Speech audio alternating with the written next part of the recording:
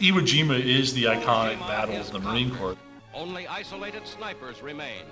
Its airstrip. They ended up fighting bigger and bloodier battles at Okinawa, and have fought, lost quite a few people since then.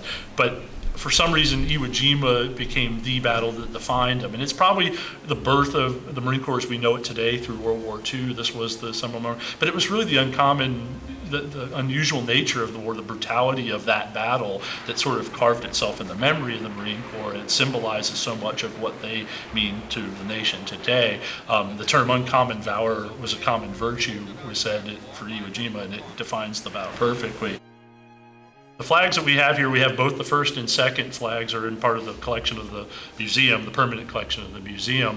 In the past, they've been traditionally rotated, but in recent years, we focused on the second flag. The most iconic flag was the Rosenthal flag that was photographed and became the flag that everyone tends to know today. The flag was conserved in 2004 by a company called Textile Preservation Associates, and basically the flag, every concern you could have has been addressed as much as we can by science. The flag's compression mounted in the frame. It's displayed at a slight angle to prevent gravity from pulling on it over time.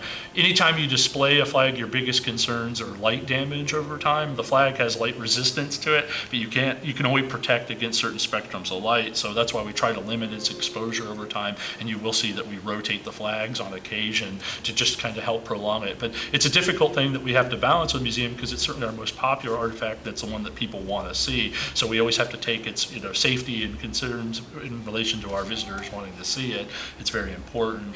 I often, when you see visitors come to the museum and how they're impacted by the flag, the ones that are the most telling to me are often the veterans. We see far too few of them now, but the veterans who are actually fought at the battle, and you see their reaction to the flag. And when you look at veterans coming through the museum, you usually see World War II veteran on a hat or Marine veteran. You'll see that very commonly.